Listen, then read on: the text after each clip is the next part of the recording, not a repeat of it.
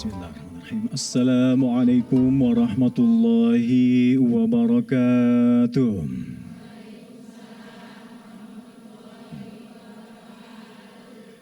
Alhamdulillahilladzi anzala syahrul Ramadan syahrun unzila fihi al-Qur'an hudan linnas wa bayyinatin minal huda wal furqan. Assalatu wassalamu ala sayyidina Muhammadin wa ala alihi wa sahbihi wa barik wa sallim ajma'in la nabiyya ba'da. Alhamdulillah wa syukurillah, saya Hamdallah Kafi kembali bisa bersilaturahim menemani Anda semua pemirsa Metro TV dan juga jamaah yang kali ini hadir di Masjid Al-Ikhlas di Pantai Indah Kapuk. Kita akan sama-sama kali ini untuk belajar bersama-sama li talabil ilmi dan juga meningkatkan hasanah keimanan dan ketakwaan kita untuk belajar di bulan suci Ramadan terkait dengan bulan suci Ramadan yang tak hanya penuh maghfirah dan rahmat ini, namun juga dikenal sebagai bulan tarbiyah atau pendidikan bagi kita semua akhlak muslimin dan muslimat. Dan terkait dengan hal ini telah hadir di tengah-tengah kita akan sama-sama belajar dari guru kita semua. Ini beliau adalah Menteri Agama Republik Indonesia sekaligus Imam Besar Masjid Istiqlal. Beliau adalah Profesor Kiai Haji Nasaruddin Umar. Assalamualaikum Prof. Waalaikumsalam warahmatullahi wabarakatuh. Syukran jazilan Prof bihudurikum kali ini. Tafadhol Prof, maudah hasanahnya terkait dengan bagaimana bulan suci Ramadan ini yang tidak hanya terkenal dengan bulan penuh maghfirah, ampunan dan juga rahmat, namun juga penggemblengan pendidikan akhlak bagi kita umat muslim. Tafadhol Prof. Baik. Bismillahirrahmanirrahim. Assalamualaikum warahmatullahi wabarakatuh. Alhamdulillah wa syukurlah wa salatu wassalamu ala rasulillah Sayyidina wa Habibina Muhammadin sallallahu alaihi wasallam, amma ba'd. Ibu-ibu dan bapak sekalian, para pemirsa Metro TV dimanapun juga berada, saya akan mengawali dengan topik ini dengan sebuah kisah. Ketika Rasulullah hijrah ke Madinah dan makin banyak followernya di situ, semakin cemburulah kaum kafir Quraisy. Tiba puncaknya kebencian mereka itu bersekongkol, bersatu padu seluruh etnik, kabilah-kabilah kafir Quraisy ya, untuk memusnahkan Islam dan umat Islam. Bayangkan, memusnahkan Islam dan umat Islam, berarti akan ada pembunuhan, penghilangan etnik, ya, ada genosida itu. Nah, manusia merencanakan, kan Tuhan yang menentukan, ya kan. Nah, pada saat itu bulan suci Ramadan tiba.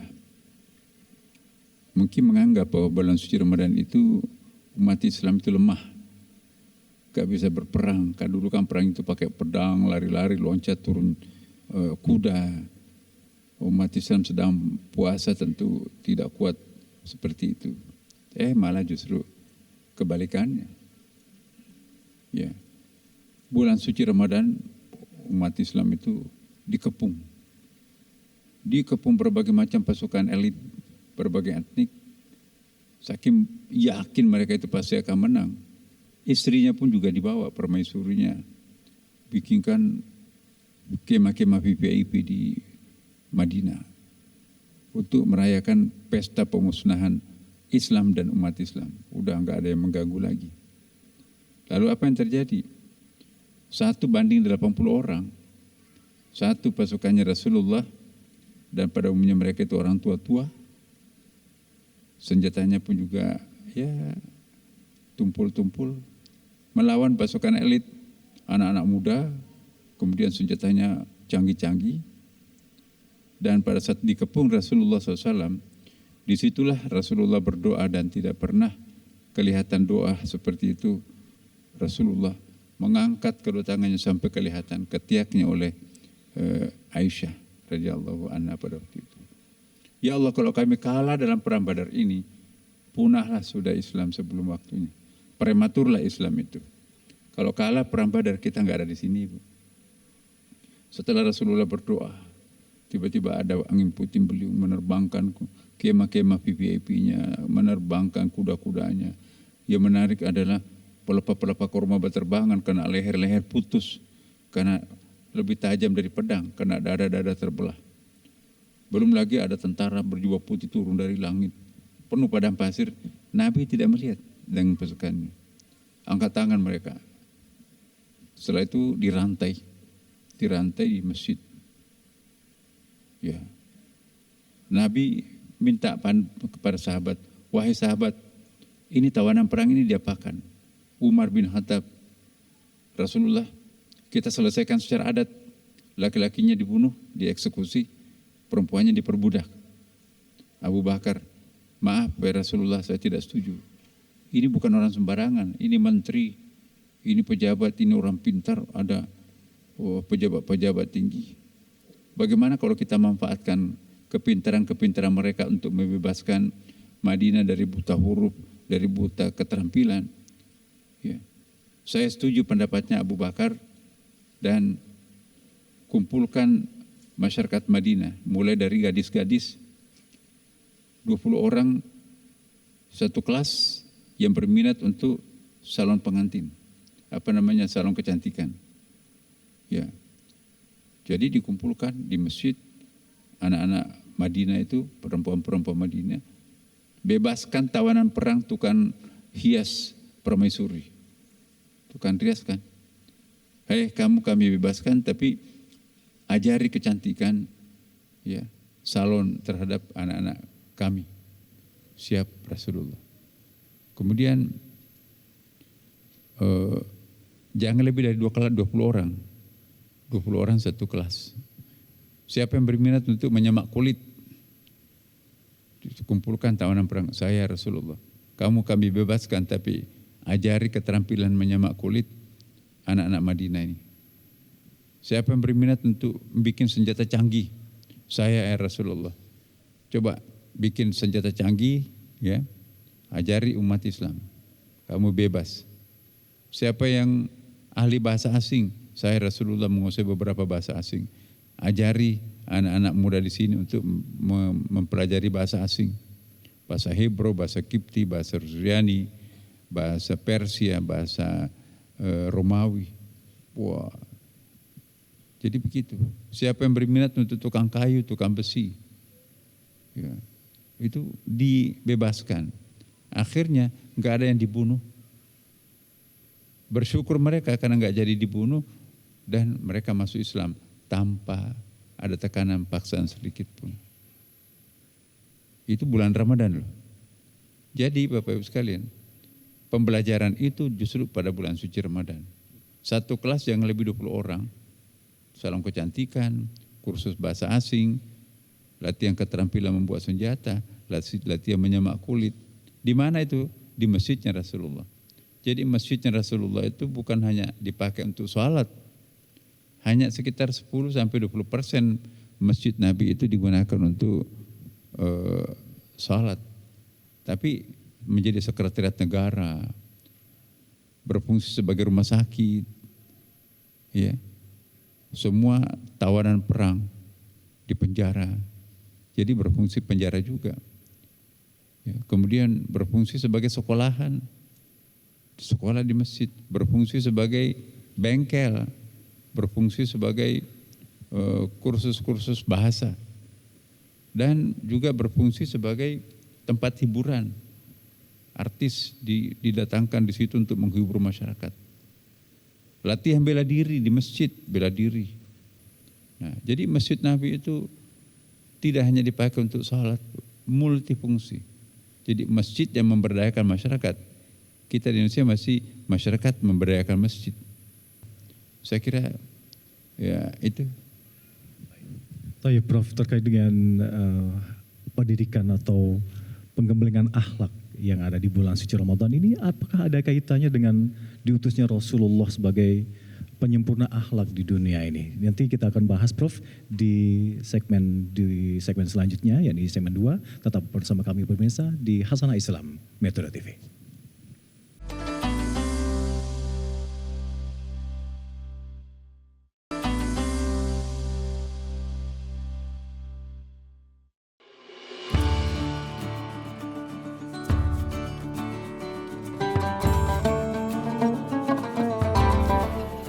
Syukran katsiran, terima kasih Anda masih bersama kami di Hasanah Islam Metro TV, masih bersama saya Hamdallah Kafi dan juga Prof. Nasaruddin Umar, masih dari Masjid Al-Ikhlas Pantai Indah Kapuk.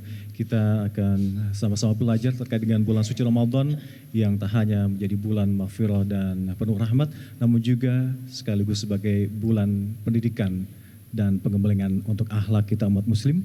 Prof, tadi paparan yang sangat indah dari Rasulullah yang mencontohkan di bulan suci Ramadan ini begitu mulia akhlak beliau, dan memang sejatinya Rasulullah itu memang diutus oleh Allah Subhanahu wa taala untuk menyempurnakan akhlak manusia. Tafadhol, Prof.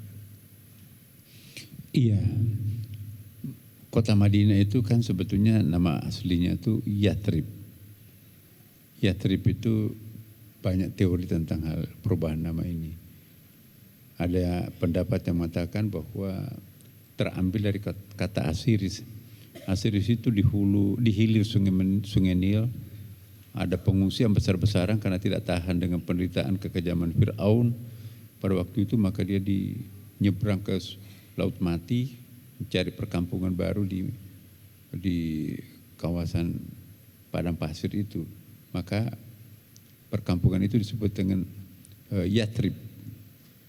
Dia mengambil nama kampungnya di Mesir sana.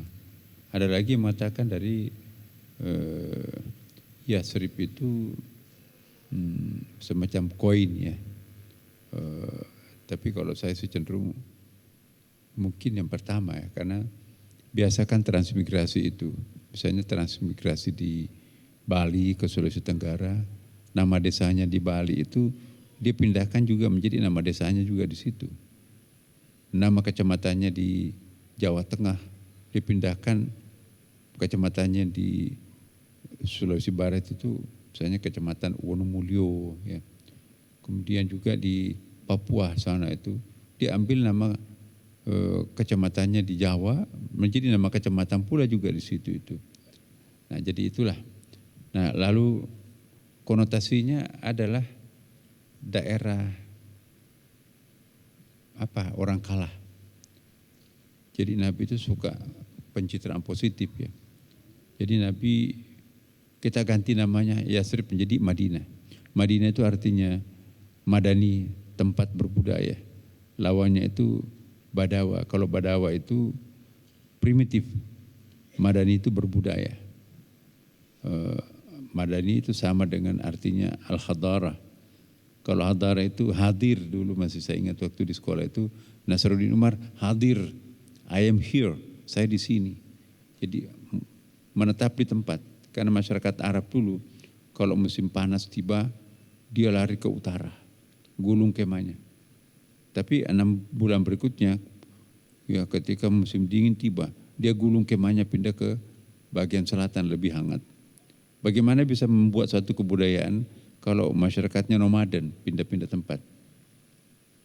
Nabi menancapkan kita permanen di sini. Masyarakat yang permanen di tempat itu disebut madani. Nah, masyarakat melakukan pendidikan pencerdasan umat di masjidnya itu dipakai sebagai tempat untuk mendidik masyarakat. Ya, di bawahnya itu ada kelas-kelas, bahkan ada penginapan yang dikelola oleh Abi Hurairah. Abi Hurairah itu direktur eksekutifnya kalau bahasa kerennya ya. Pundi-pundi itu dipisahkan, ada pundi-pundi tentang zakat, ada pundi-pundi tentang wakaf, ada infak, ada hibah, ada sedekah, ada jariyah, ada luqata, ya, ada fai harta rampasan atau ganimah. Kemudian juga ada pundi juga yang disebut dengan mudharabah musyarakah, ya, hasil transaksi dan sebagainya. Kemudian ada juga penginapan untuk dari kampung lain, penginapan dari internasional tamu VIP juga lain. Nah, jadi pengelolaan space Masjid Nabi yang sedikit itu yang digunakan Abi Hurairah untuk efisien efektif luar biasa. Jadi bulan suci Ramadan ini adalah bulan di mana banyak orang datang ke masjidnya Rasulullah untuk belajar. Nah, kita juga di sini nanti di Masjid Al-Ikhlas ini ada kajian-kajian mungkin sesudah duhur, sesudah sholat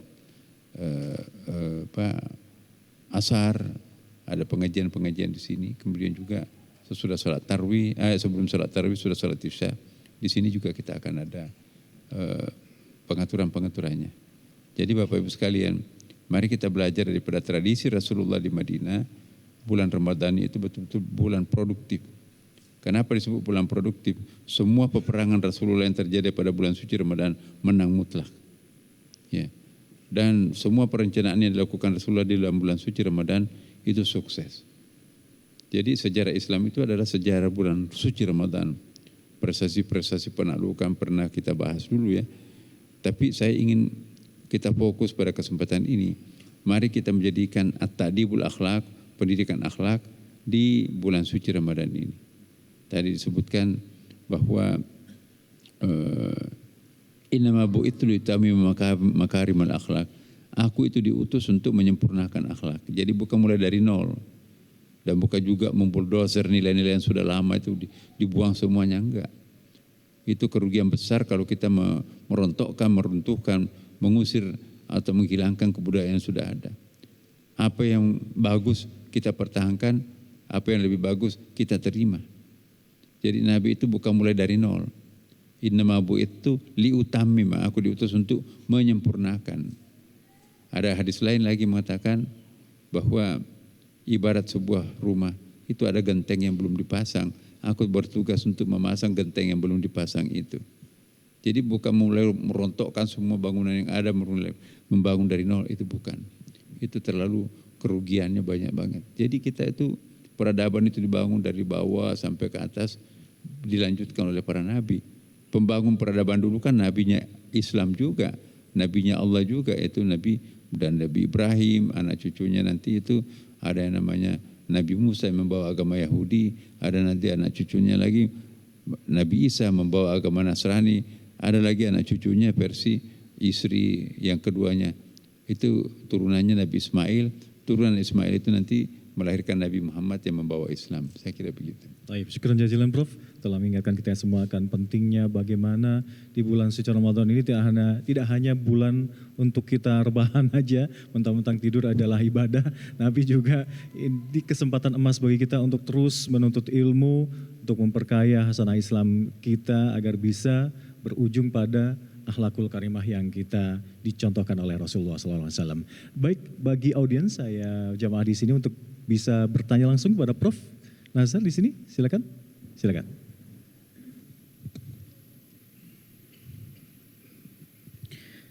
Bismillahirrahmanirrahim. Assalamualaikum warahmatullahi wabarakatuh. Waalaikumsalam. Nama saya Ibu Haja Ina dari dari Masjid Ta'lim Nur Alifah, Kapuk Cengkareng, Jakarta Barat. Prof, saya mohon izin bertanya, karena bulan suci Ramadan itu bulan tarbiyah, bulan pendidikan, maka pertanyaan saya, apa saja aspek pendidikan yang Allah tanamkan melalui puasa? Mungkin itu saja. Terima kasih. Wassalamualaikum warahmatullahi wabarakatuh. Waalaikumsalam warahmatullahi wabarakatuh. Tafadhol, Prof. Pertama, Bapak Ibu sekalian ya, Rasulullah mengajarkan betapa pentingnya mengendalikan diri melalui puasa. Ya, menekan nafsu, menekan pikiran, jangan terlalu liar kemana-mana, menekan keinginan, menekan. Jadi kalau siapa yang mampu mengendalikan, menjinakkan dirinya sendiri, maka itu adalah ciri-ciri manusia sukses. Ya. Kemudian yang kedua, Nabi juga mengajarkan bagaimana caranya beribadah dengan baik.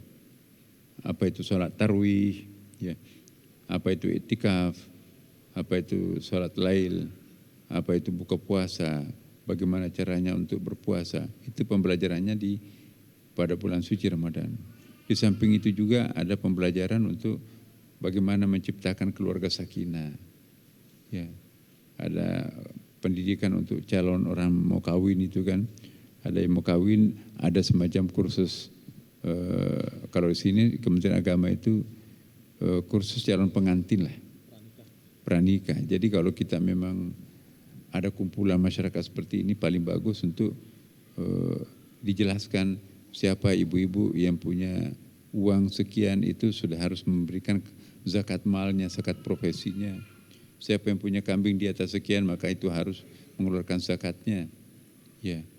Siapa yang ada utang puasanya tahun lalu belum diinikan, ya harus digantikan sebelum Ramadan itu tiba. Jadi pembelajaran fikih ibadah dilakukan di masjid, pembelajaran keterampilan dilakukan di masjid, pembelajaran kebahasaan dilakukan di masjid, bahkan juga untuk pengajaran sahabat-sahabat senior itu di bulan suci Ramadan. Ramadan itu datang berbagai macam daerah itu ya. Karena pada masa Nabi itu belum terlalu luas umat Islam itu berkembang ya. Hanya masih kota Mekah, Madinah, Yaman, Baghdad, kemudian Syria. Tapi pada masa Umar itu Islam itu berjaya itu sampai menyeberang ke Afrika, Mesir, ya Sudan, kemudian Lebanon, ya, kemudian menyeberang sampai ke India, menyeberang sampai ke Persia, dan juga sampai ke Indonesia pada masa Utsman bin Affan. Itu sudah ada pedagang Arab menginjakkan kakinya di Indonesia ketika akan menuju ke China. Waktu yang paling bagus untuk memberikan pembelajaran fikih ibadah, fikih muamalah, fikih siasa, dan berbagai macam disiplin-disiplin keilmuan pada bulan suci Ramadan. Iya. Baik, syukran Prof. Sudah mengingatkan kita bagaimana bulan suci Ramadan ini sarana yang paling tepat untuk beragam pembelajaran. Tadi pembelajaran pengendalian diri, pembelajaran bagaimana melakukan ibadah dengan baik dan benar, dan juga terakhir bagaimana pembelajaran ini bisa banyak sekali berimpak pada akhlak yang akan diharapkan menjadi akhlak seperti yang dicontohkan oleh Rasulullah SAW. Taib, kita akan lanjutkan di segmen selanjutnya. Usai jeda berikut pemirsa, tetap bersama kami di Hasanah Islam Metro TV.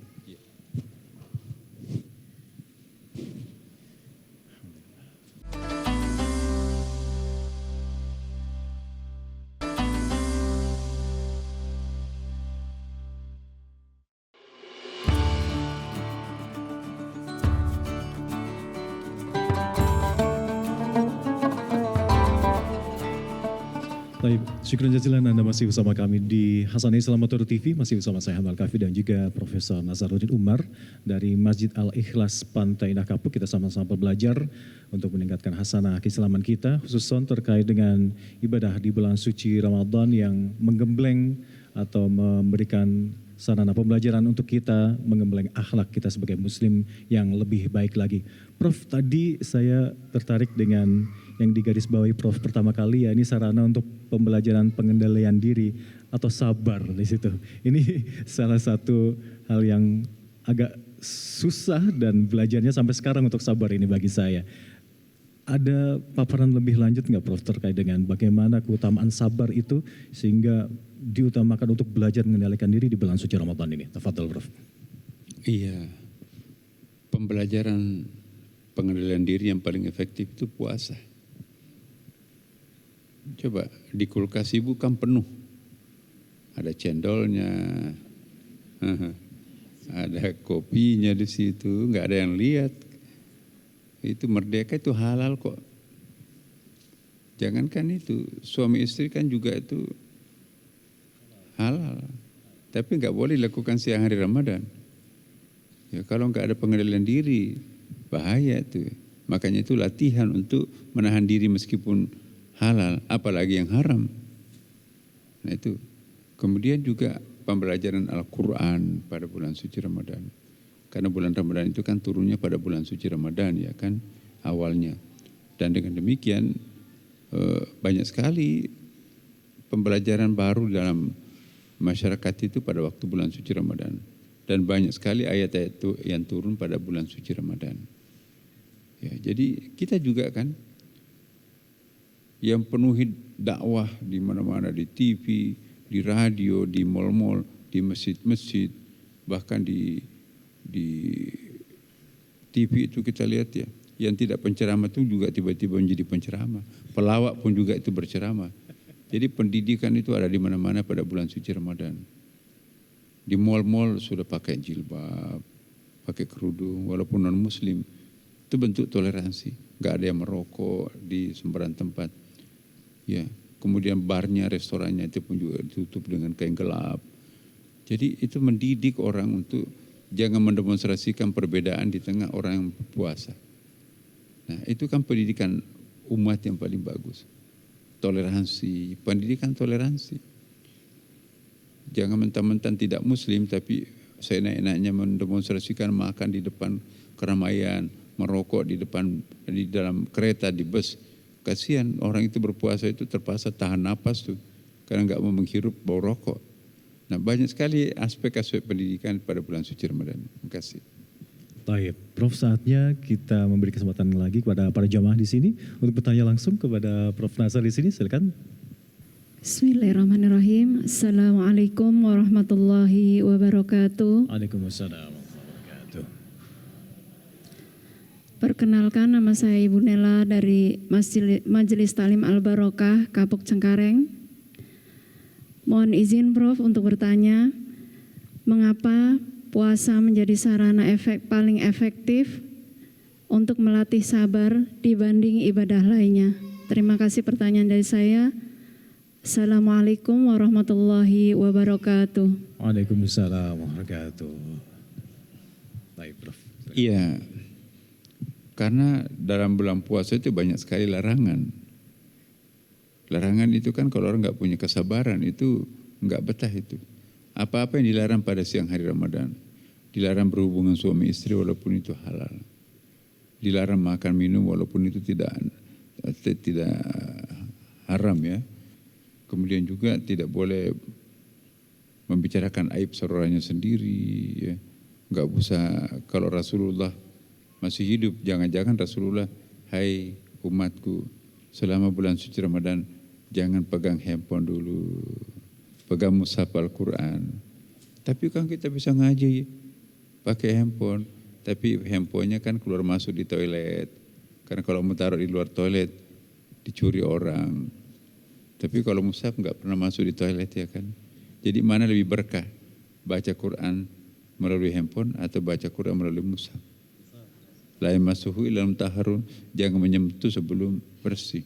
Jadi ini barang suci, jadi lebih berkah. Nah, jadi itulah kenapa disebut pendidikan kesabaran pada bulan suci Ramadan, karena di bulan Ramadan banyak sekali larangan-larangan yang tidak bisa dilakukan bagi orang yang berpuasa. Tolok ukur berhasilannya tuh seperti apa, Prof, bagi seorang Muslim yang lulus ujian kesabaran di bulan Ramadan ini, Prof? Pertama kita bisa menilai diri sendiri, ada nggak perubahan? Kalau masih lancar-lancar aja melakukan dosa, padahal sudah lewat Ramadan, berarti kita nggak dapat apa-apa dalam Ramadan. Kam min shaimin laisa lahu jazaa illa ju'i wal atash. Betapa banyak orang yang sudah berpuasa Ramadan, tapi tidak ada yang diperoleh kecuali lapar dan dahaga. Kenapa? Perilakunya nggak ada yang berubah. Masih suka bohong, masih suka membicarakan aib orang lain, ya, masih suka marah-marah, kemudian juga masih malas, dan perbuatan-perbuatan yang negatif masih berlanjut sesudah mereka itu berpuasa. Itu puasanya nggak efektif. Puasa yang efektif itu ngerem mulutnya untuk tidak ketawa terbahak-bahak. Ya, selama mulut ini masih dipakai ketawa terbahak-bahak itu Ramadan itu nggak ngefek itu ya. Rasulullah pernah menjumpai kerumunan anak-anak muda. Ketawa ya mungkin semacam lawakan dari situ atau komedi-komedian itu. Nabi berhenti. Hai, lagi ngapain kalian? Para ketawa terbahak-bahak gitu. Seandainya kalian tahu apa yang saya tahu, pasti kalian tidak akan melakukan itu. Pasti kalian lebih banyak menangis daripada ketawa. Ya, akhirnya pemuda itu berhenti. Nah, saya mohon kepada kita semuanya, bulan suci Ramadan itu jangan banyak ketawa Bapak Ibu. Banyak menangis lah. Tangisi dosa masa lampaunya. Masalahnya sekarang, TV-TV menyuguhkan kita dengan lawakan-lawakan tengah malam. Mestinya orang itu menangis tengah malam, masa diajak orang itu ketawa terbahak-bahak di tengah malam. Enggak ada pelawak yang nganggur pada bulan suci Ramadan. Jangan-jangan ya itu agen-agen iblis mempengaruhi kita untuk banyak ketawa. Rasulullah bersabda, orang yang suka ketawa terbahak-bahak itu dicabut berkah wajahnya. Ya. Kalau habis ketawa terbahak-bahak Ibu, istighfar 100 kali. Ya. Kenapa? Karena muka itu enggak berwibawa itu kalau suka ketawa. Tersenyum simpul itu sunat, tetapi terbahak-bahak sampai keluar dari matanya itu mabuk namanya itu. Ya, kata Rasulullah, seandainya Anda tahu apa yang saya tahu, pasti lebih banyak matanya digunakan untuk menangis daripada ketawa. Nah itulah Bapak Ibu sekalian. Jadi saya mohon betul, mari kita menjadikan bulan Ramadan ini sebagai bulan pembelajaran, bulan untuk berubah. Kalau Ramadan tidak mampu merubah perilaku kita, apalagi yang bisa merubah kita? Berarti memang kita itu mungkin calon penghuni neraka itu. Kalau Ramadan tidak mampu merubah perilaku kita menjadi lebih baik, innalillah, astagfirullah. Jangan-jangan memang kita ditakdirkan untuk penghuni neraka. Tapi begitu Ramadan berhasil merubah pandangan hidup kita, ya, way of life kita itu berubah, kemudian juga bertetanggaan kita juga sudah mulai baikan, kemudian suami juga kita sudah mulai respect, kemudian anak-anak kita juga sudah mulai memaafkan, dan kemudian juga teman-teman di kantor itu kita punya pengertian yang lebih tinggi. Itu tanda-tandanya bahwa ada athar, ada bekas-bekas ibadah di situ. Simahum fi wujuhihim min athari sujud, muncul tanda-tanda sujud di mukanya. Itu yang kita harapkan. Kira begitu. Baik, syukur jazilan Prof. Semoga asarus siam ya, mungkin tanda-tanda kita berpuasa ini agar senantiasa dinilai lulus oleh Allah Subhanahu wa taala tadi, selalu bermuhasabah ya Prof ya. Kita evaluasi diri apa yang telah kita lakukan di sebelumnya, merenungi diri di bulan suci Ramadan adalah hal yang dianjurkan oleh Rasulullah SAW. Dan pemirsa, Hasanah Islam Metro TV akan kembali untuk Anda usai jeda berikut ini. Tetap bersama kami.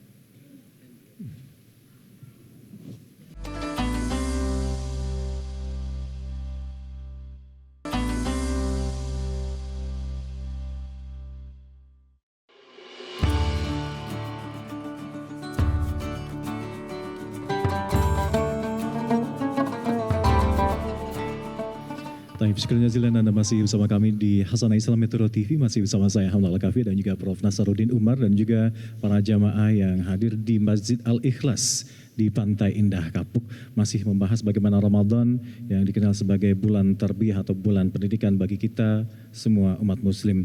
Prof, di surat Al-Baqarah ayat 183 difirmankan oleh Allah SWT bahwa kutiba alaikumusyamu kama kutiba ala ladzina min qablikum la'allakum tattaqun. Output terakhir adalah agar kita semua bertakwa.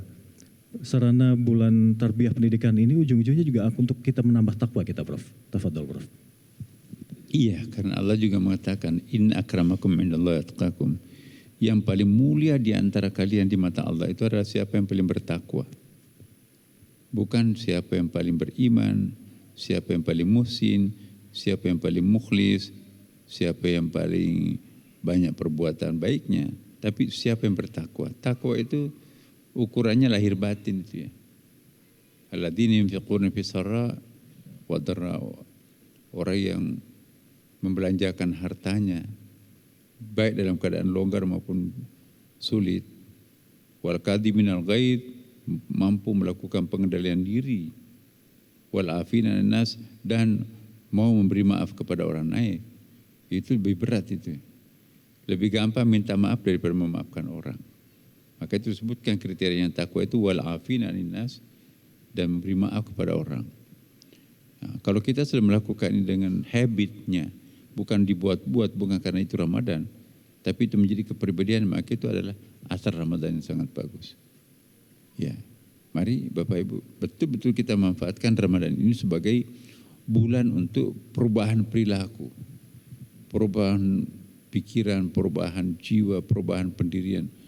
Kalau selama ini kan kita masih suka ikut-ikutan sama orang lain, tidak punya kepribadian sendiri. Kalau selama ini kita suka ria, ya, ujub, membangga-banggakan prestasi, sekarang kita lewati.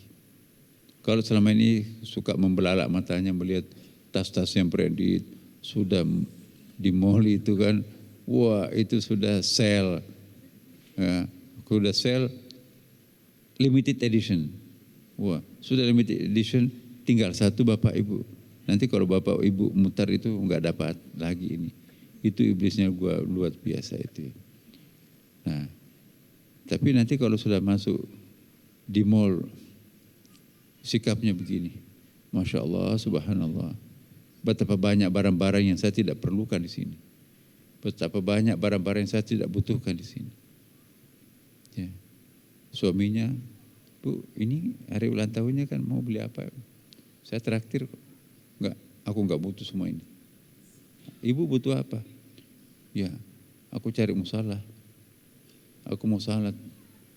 Ya. Apalagi aku butuh mushaf Al-Quran. Aku mau ngaji. Jadi, tapi kalau masih perasaannya mau memboyong semua isi mall itu pulang ke rumahnya, wah itu belum itu.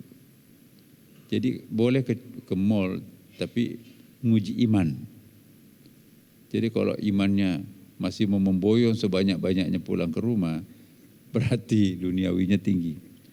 Tapi kalau masuk ke mall, Masya Allah, betapa banyak yang saya tidak perlukan di sini. Ya. Coba kalau ibu-ibu ke mall, mana yang diucapkan, saya tidak perlukan kalian. Atau, Pak, ayo Pak, ini tinggal satu. Nah, jadi itu uji iman. Jadi bukan cuci mata, uji iman. Ya. Kalau sudah mampu mengatakan dalam hatinya, saya tidak perlukan itu. Padahal dulu begitu melihat mereknya itu branded, buatan Paris, ya, diskon lagi, udah dia nggak mau tinggalkan itu. Gesek aja Pak, nanti gampang. Wah. Begitu dibelikan cuma 1 minggu ditaruh di kasur, habis itu ditaruh di meja, ya. Habis itu nanti udah dilupakan taruh di mana, di mobil tuh. Jadi jatuh cintanya cuma seminggu. Itu iblis. Maka itu kita mencoba untuk meninggalkan pandangan yang suka cepat bosan. Nah, itulah Ibu. Kalau sudah melewati bulan suci Ramadan nanti itu talak 3 semuanya, langganan dosa-dosa. Itulah hebat. Udah jadi wali. Ada pertanyaan? Baik, syukur Prof. Nanti kita lihat sama-sama ya di jelang penghujung Ramadan di akhir 2 minggu. Apakah Bapak Ibu ini lebih suka menguji iman ke mall atau lebih suka memakmurkan masjid ya di sini ya, sesuai dengan petuah dari Profesor Nasar. Prof, di penghujung segmen kita ini bisa minta tolong ke Prof Nasar untuk menggarisbawahi ibrah apa saja yang bisa kepetik wabil khusus di bulan suci Ramadan ini terkait dengan tarbiyah pendidikan akhlak kita sebagai umat muslim. Tapi jangan kita ngerjain ibu-ibu saja, bapak-bapak juga. Ya, kalau ibu-ibu itu kan sukanya ke tempat-tempat parfum, pakaian, tas, sepatu. Tapi bapaknya saya tunggu di toko elektronik ya kan. Udah punya handphone ganti lagi handphonenya. Ya. Jadi bapak-bapak itu sukanya elektronik. Ya, sukanya jam. Kalau ibu-ibu, semuanya elektronik juga suka kan. Ya, jadi baiklah Bapak Ibu sekalian. Ramadan ini untuk menjinakkan pikiran liar kita. Ya, selama kita tidak mampu menjinakkan pikiran kita yang liar-liar ini, maka kita tidak mendapatkan khasiat Ramadan.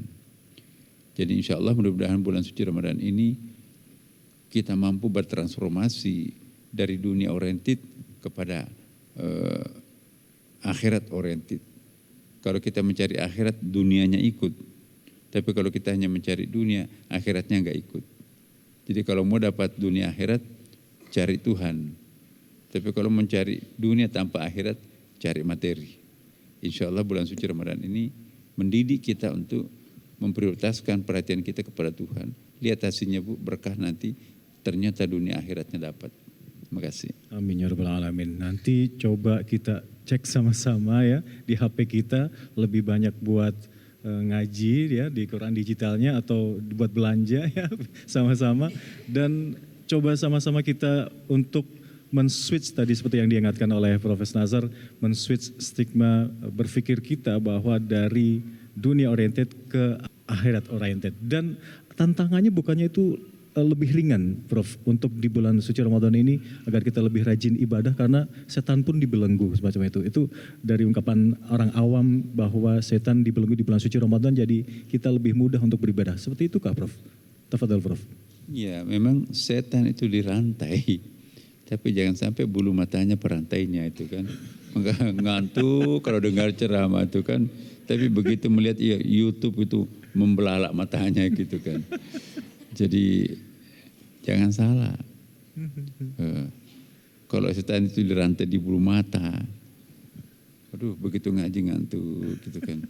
Tapi pada saat kesempatan lain, begitu Instagramnya membelalak matanya, lupa berjam-jam tuh buka itu handphone. Tapi giliran buka Quran satu halaman capek gitu kan. Ketawa pengalaman itu. Iya. Baik, Prof. Syukran jazilan, Prof, telah mengingatkan bagaimana kita agar selalu berbuat yang lebih baik lagi, wabil khusus di bulan suci Ramadan, agar kita sama-sama muhasabah. Ayo semuanya digunakan sebaik apa bulan suci Ramadan ini untuk senantiasa meningkatkan iman dan takwa kita. Seperti tadi yang diingatkan oleh Prof, bahwa switch berpikir kita dari dunia oriented menjadi akhirat oriented. Semoga bermanfaat untuk kita semua. Saya mohon maaf. Wallahu muwaffiq ila aqwamit thoriq. Wassalamualaikum warahmatullahi wabarakatuh.